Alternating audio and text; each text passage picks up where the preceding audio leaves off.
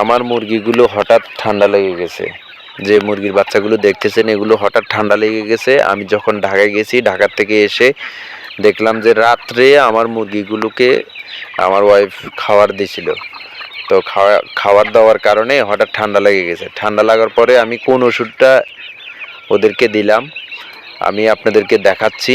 আপনারা আসলে আমি যেটা মানে ভালো একটা ফলাফল পেয়েছি সেই ওষুধটাই আমি বলতেছি। আমি কোনো ওষুধ কোম্পানিতে চাকরি করি না। আর এটা হলো মানুষের ওষুধ, মানুষে খেতে পারে। এটা কোনো পশুর ওষুধ না, এটা মানুষের, তাই এটার অনেক উপকার হয়। আমি যে ভয় পাইছি আমার মুরগিগুলো খুবই ঠান্ডা লেগে অবস্থা খারাপ হয়ে গেছে। এই ওষুধগুলো আপনারা শুধু 1 ml পানিতে আপনারা মানে পানির সাথে মিশিয়ে দিবেন, 1 লিটার পানির সাথে এভাবে মিশিয়ে দিবেন। আলহামদুলিল্লাহ 3 দিন অথবা 5 দিন একটা ডোজ করবেন। ডোজ করলে আলহামদুলিল্লাহ আল্লাহ পাক সুস্থ করে দিবে। আল্লাহর উপর সবসময় ভরসা রাখবেন। ভরসা রাখলে একদিন না একদিন আপনি সফলতা হবেন, এটা কিন্তু বিশ্বাস রাখতে হবে। তো তখন ঠান্ডা যখন সুস্থ হয়ে গেছে আলহামদুলিল্লাহ, ওষুধটা আমি দেওয়ার পরে আমি খুবই টেনশনে পড়ে গেলাম।